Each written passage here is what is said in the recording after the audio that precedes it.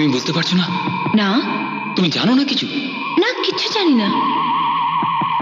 Police টোটার dead body পেয়েছে, তারপর খোঁজ খবর নিয়ে সব জানতে পারে।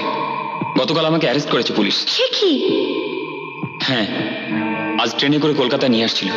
হাওড়ায় নামার পর আমি পালিয়েছি। মাই গড। তারপর? তারপর পুলিশ আমাকে তাড়া করে। আমি একটা ট্যাক্সি ধরে সোজা তোমাদের এখানে চলে আসি। পুলিশ নিশ্চয়ই তোমাকে খুঁজছে। এই তুমি কি করলে? একই খুন, তার উপর পুলিশের হেফাজত থেকে পালালে। তোমার অপরাধ যে দ্বিগুণ হয়ে গেল। এখন কি হবে? আসলে আমি খুব ভয় পেয়ে গিয়েছিলাম। যদি ফাঁসি হয়, আমি তোমাকে ছেড়ে মরতে পারবো না চন্দনা। আমরা বাঁচবো একসঙ্গে, মরবো একসঙ্গে। বেশ, তাহলে চলো। আমিও তোমার সঙ্গে থানায় গিয়ে বলছি যে আমরা দুজনে মিলে টোটাকে খুন করেছি। আমাদের দুজনকেই শাস্তি দিন। হ্যান্ডস আপ দীপক বাবু। দেখলেন তো মিস্টার দত্ত, আমাদের ইনফরমেশন ঠিক কিনা?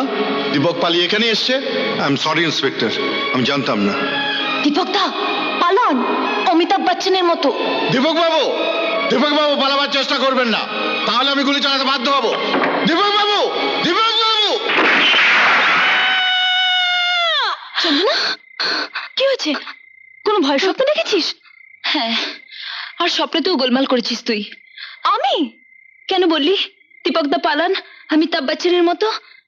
তাই তো পুলিশের গুলিতে। ওহ সরি, তো তোর শখের মধ্যে আমাকে ঢোকাতে গেলি কেন? ওই জন্য তো যত গন্ডগোল। চল শুয়ে পড়ি। চল সো যা ইয়ার, সো যা।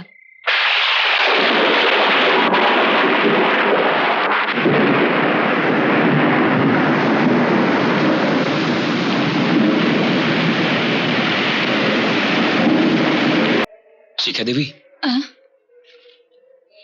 ও বাহ, আপনি তো খুব সুন্দর গান গান।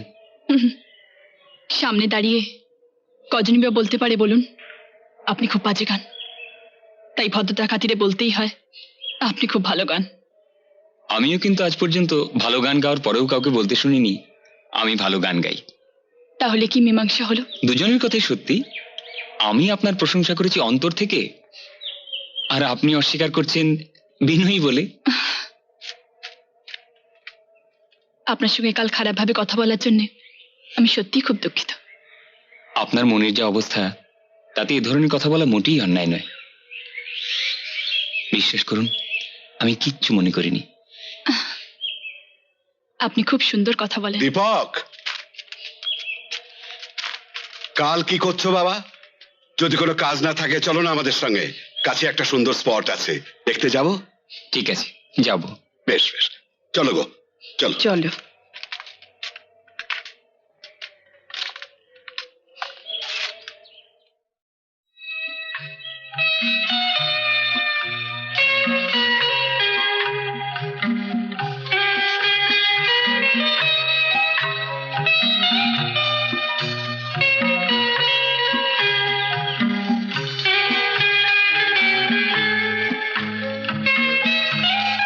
জায়গাটা খুব সুন্দর, তাই না?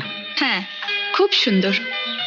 দীপক, হ্যাঁ, তোমরা গল্প করো, আমরা একটু ওদিকটা ঘুরে আসি। আচ্ছা। চলো।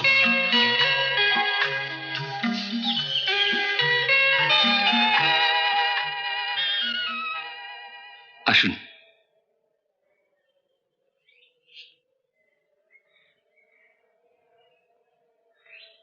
জানেন, কাল আপনি যে গানটা গাইছিলেন, গানের সেই কথাগুলোর সঙ্গে আমার জীবনের অনেক মিল আছে। তাই নাকি? হ্যাঁ, আসলে কি হয়েছে জানেন, প্রত্যেক মানুষের জীবনেই দুঃখ আছে, যন্ত্রণা আছে, হয়তো কম বেশি। আর যার মনের জোর আছে, সে সেই দুঃখ যন্ত্রণা থেকে নিজেকে বার করে আনে, আবার হাসে, আবার খুশিতে আনন্দে মেতে ওঠে। কিন্তু কিছু কিছু দুঃখ আছে যা মানুষ কাটিয়ে উঠতে পারে না, এবং তখন সে বাঁচতেও চায় না। শিখা আজ বেশ সহজভাবে কথা বলছে দীপকের সঙ্গে, দেখে ভালো লাগছে। সেই জন্যই তো এগিয়ে এলাম। ও যদি আবার সহজভাবে সকলের সঙ্গে মিশতে পারে, কথা বলতে পারে, তাহলে হয়তো অনির্বাণকে হারাবার ব্যথাটা ও ভুলতে পারবে। চলো। হ্যাঁ চলো, চলো। আচ্ছা দীপক বাবু,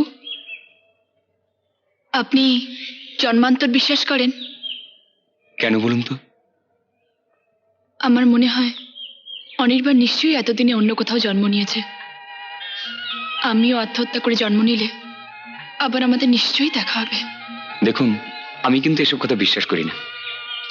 আর যদি আপনার কথা মেনেও নিই, তাহলে একটা প্রশ্ন করব। বলুন।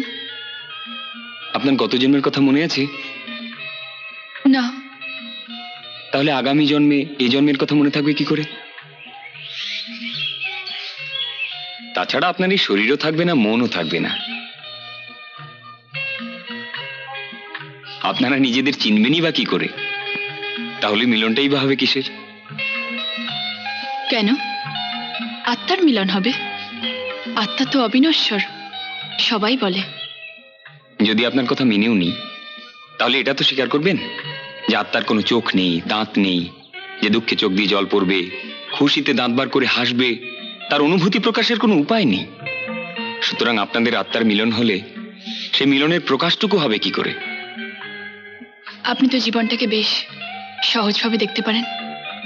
আপনিও দেখুন, শান্তি পাবেন, আপনার কষ্ট অনেক কম হবে। একটা কথা মনে রাখবেন শিখা দেবী, কবর খুঁড়ে অতীতকে টেনে বার করে বাঁচা যায় না। কবরের উপর ফুল দিয়ে তাকে শ্রদ্ধা জানান, কিন্তু বাঁচতে গেলে বর্তমানকে আঁকড়ে ধরেই বাঁচতে হবে। আপনার কথাগুলো শুনতে সত্যিই খুব ভালো লাগে। যে কেমনি গুছিয়ে কথা বলতো অনির্বাণ। এমন আরো অনেক ভিডিও দেখতে এই চ্যানেলটি সাবস্ক্রাইব করে নিন এবং পাশের বেল আইকনটি প্রেস করে দিন।